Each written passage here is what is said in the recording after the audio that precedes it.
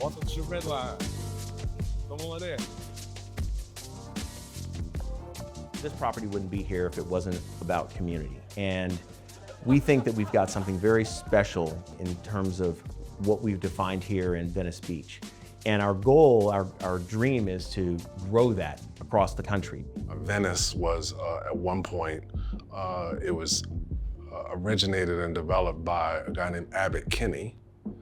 And Abbott Kinney hired two African-American families from Louisiana at its inception. And so the Reese and the Tabor family were essentially his right and left arms, and their fingerprints were on Venice from the very beginning. And so when you look at Venice and how cool it is, how eclectic it is, how welcoming it is, how soulful it is, how different it is compared to Huntington Beach or Manhattan Beach or Seal Beach, right? You realize that there's something special going on here, something that's different, something that's more diverse, that's more culturally inclusive. And our curiosity led us to pull on the threads of the narrative of the history here in Venice, and all of the things that we found out, it compelled us to tell those stories through our units. We realized that we owed to talk about the story of Black and brown folks that helped to develop Venice Beach. And so we did some research initially and found that the history was so much deeper than I had any idea. What people understand about redlining is it wasn't just about the real estate itself, right? Which we all know, if you can't own property in an area that's going to appreciate the same as the other locations, it's going to decimate generational wealth and your ability to obtain it. And so when you see this, you see all these white people surrounded around real life, deciding who gets what. The really interesting thing here was, first and foremost, to make a project like this work, it's not just about Black people, it's about designing and delivering a product where people in general will feel good. They want to be there. When people come to Redline, they see the finished product. The photos, they see the QR codes, they see how beautiful it is, but they don't get to see our process.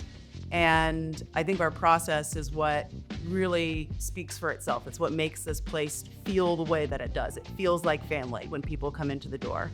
Whether you're a hotel guest, you're here for a dinner, you're here for a tour, as soon as people walk in, they really get this sense of family.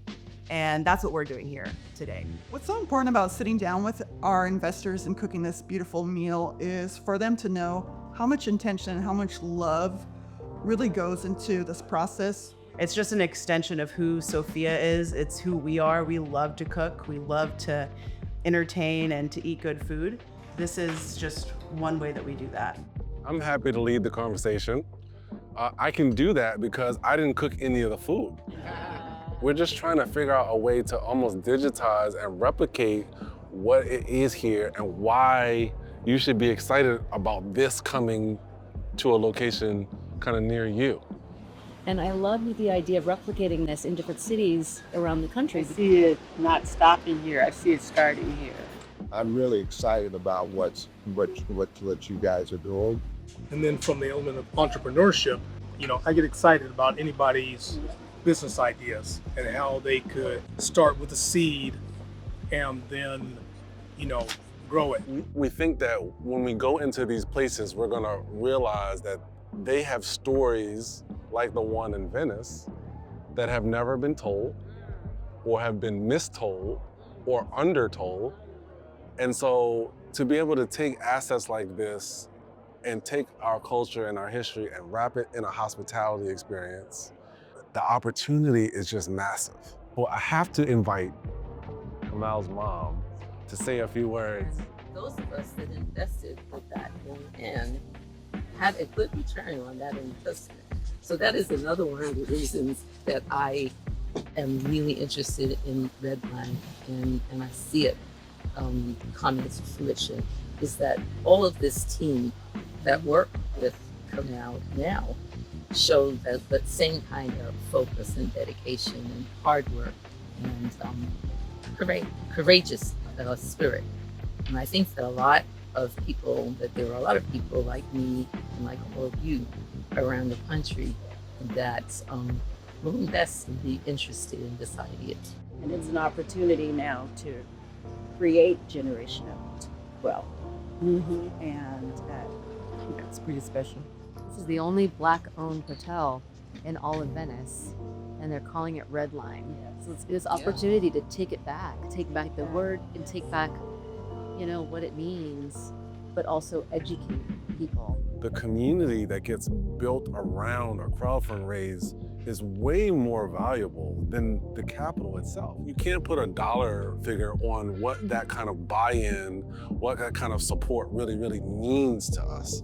And so that's what I'm most excited about. I'm really excited about people talking about it and sharing it and liking it and realizing that this is real. And there's a place at the table for every single person who's interested in being. And so with this, when I say community, this is not some BS term. I know that Mike and I and Sophia and Destiny, we can't do this without our community. There's no possible way. But the reality is that these are our customers, these are our clients, these are the community that supports it, and actually the ones that really, really care. And so from that standpoint, we're very, very much about how do we get our community involved in whatever way.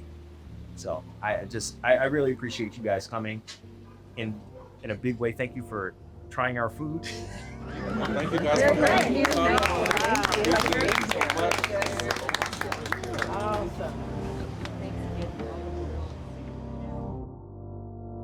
Everyone else in the world gets together and sort of forwards their people's goals by joining together and collaborating. And here in particular, we know that we had to lean on our people, and we're having to lean even more today. This is really a unique opportunity for you to be a part of the story from the very beginning. We're drawing a red line from exclusion to ownership. Join us as we raise the red line.